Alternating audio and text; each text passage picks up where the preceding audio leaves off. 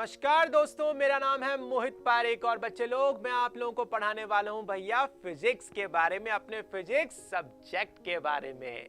तो भैया सब्जेक्ट को स्टार्ट करने से पहले तो भैया इतना समझ लीजिए कि सर आखिर सब्जेक्ट में आखिर है क्या। और जी जब भी कभी बच्चे लोग अपने फिजिक्स सब्जेक्ट का नाम सुनते हैं तो जी उनके दिमाग में कई सारी इमेजिनेशंस बनने लग जाती है।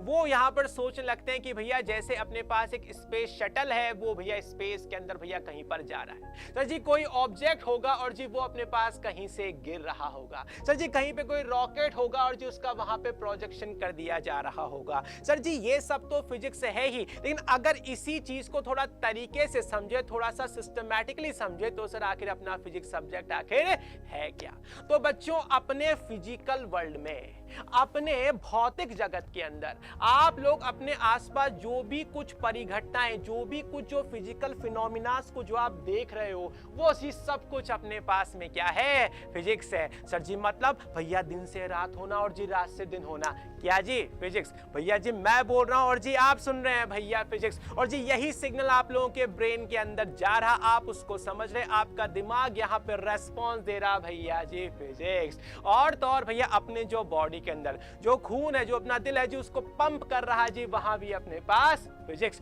तो सर क्यों ना अब वक्त आ चला है भैया इसी फिजिक्स की सिस्टमैटिक जो है डेफिनेशन के बारे में जान लेने का। तो बच्चों अपने भौतिक जगत में जो भी कुछ चल रहा है, इसी की भैया वैज्ञानिक अध्ययन को, इसी के भैया साइंटिफिक स्टडी को ही हम लोग फिजिक्स बोलते हैं। सर जी मतलब ये कि सर आखिर क्या हो रहा है, सर जी कैसे हो रहा है, और सर कितना हो रहा है भैया, इसी चीज को हम लोग क्या बोलते हैं भैया, फिजिक्स के नाम से जानते हैं। और बच्चे लोग यहाँ पे एक और बात बता देना चाहूंगा, फिजिक्स को ही अपन लोग यहाँ रियल साइंस यानी कि वास्तविक विज्ञान के नाम से भी जानते हैं।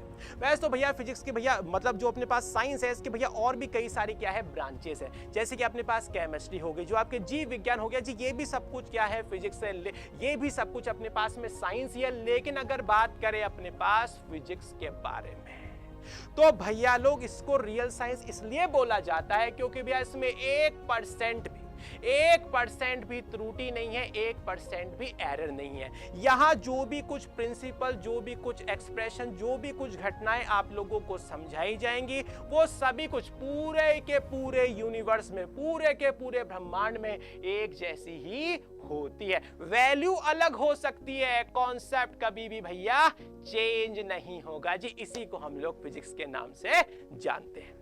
अब भैया दिमाग में अपने ये वाला थॉट आना चाहिए कि सर ये लोग जब भी कभी किसी नए टॉपिक को फिजिक्स में ऐड करते हैं तो सर आखिर करते क्या है। और सर अगर मुझे फिजिक्स पढ़नी हो तो क्या सर मुझे भी कोई यहाँ पर थ्योरी को एक्सप्लोर करना पड़ेगा, या सर मुझे यहाँ पर कोई रिसर्च करनी पड़ेगी। तो भैया लोग अब मैं आप लोगों को इस चीज पर क्लैरिफिकेशन यहाँ पर देना चाहूंगा। यहाँ पे भैया बात ऐसी है, यहां पे भैया बात ऐसी है कि फिजिक्स में शुरुआत से लेकर के जी आज तक, क्या जी शुरुआत से लेकर जी आज तक जितने भी जो भी कोई सा भी टॉपिक ऐड हुआ है, वो अपने पास 3 स्टेजेस से हो करके गुजरा है, जिनके अंदर भैया पहला जो स्टेप है जी सबसे इंपॉर्टेंट, और जी अगर आप लोगों को फिजिक्स समझनी है ना जी उस स्टेप के ऊपर जी वर्क करने की जरूरत है।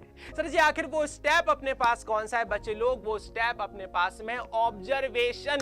क्या जी ऑब्जर्वेशन, यानी कि आपको प्रेक्षण करना पड़ता है। भैया मेरा आप लोगों से एक सवाल है, जैसे कि आप लोगों को सबको पता होगा कि जो ग्रेविटी या ग्रेविटेशन फोर्स है, इसको एक्सप्लोर करने का जो श्रेय है, जो क्रेडिट है, वो जी आइजैक न्यूटन को मिलता है। लोग सोचते हैं कि ग्रेविटेशन उन्होंने ही एक्सप्लोर किया। जी मेरा आपसे सवाल है, वो जिस पेड़ के नीचे बैठे थे, जिस एप्पल के ट्री के नीचे बैठे सर जी, उनके सर पर एप्पल गिरा, और बताइए उन्होंने पूरी की पूरी मैकेनिक्स, पूरी की पूरी यांत्रिकी, पूरे के पूरे ग्रेविटेशन का भैया क्या किया, फाउंडेशन। मेरा आपसे सवाल है कि जब न्यूटन ने एप्पल को नीचे गिरते हुए नहीं देखा था, क्या उससे पहले क्या जो एप्पल्स ऊपर जा रहे थे? जी नहीं भैया, एप्पल तो शुरुआत से भैया नीचे ही गिर रहे थे। तो जी सर न्यूटन ने क्या किया, न्यूटन ने इसी बात को पकड़ा, यार ये नीचे गिरा, क्या जी यानी उन्होंने किसी चीज को ऑब्जर्व किया, किसी चीज का भैया क्या किया,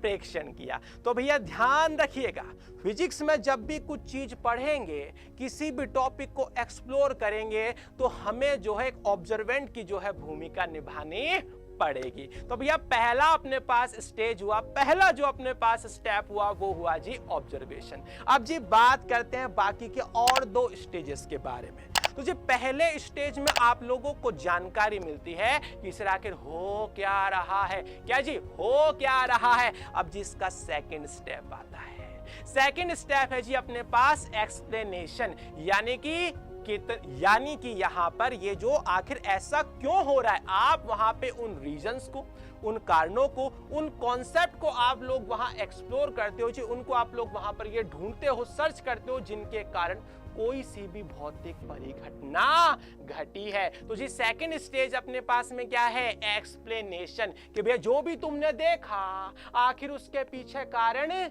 क्या था, आखिर उसके पीछे अपने पास कारण क्या था। तो जी ये हुआ जी अपने पास स्टेप नंबर 2। अब बात करेंगे तीसरे और भैया सबसे आखिरी स्टेप के बारे में, कि जो भी आपने भैया देखा है उसका आपने जो भी रीजन दिया है, जो भी आप लोगों ने उसका कारण दिया है, अब ये बताना पड़ेगा कि आखिर ये किस अमाउंट में, यानी किस मात्रा में आखिर घट रहा है। आप लोगों ने जरूर से किन्हीं भी 2 जो अपने पास बॉडीज के बीच में लगने वाले ग्रेविटेशन फोर्स, गुरुत्वाकर्षण बल के बारे में जरूर से सुना हुआ होगा। तो जी इसका जो अपने पास एक्सप्रेशन आता है, जो अपने पास इसका जो फॉर्मूला आता है सर जी, वो अपने पास आता है F = G m1m2/r²। सर जी ये एक्सप्रेशन आया कहां से, सर जी बताना पड़ता है। इसी चीज को अपन लोग यहां पर क्या बोलते हैं, गणितीय व्याख्या, यानी मैथमेटिकल एनालिसिस। तो भैया लोग फिजिक्स में आज तक जो भी चीज घटी है इन्हीं तीनों से पास हुई और भैया तब जाकर के अपने सिलेबस में ऐड हुई है।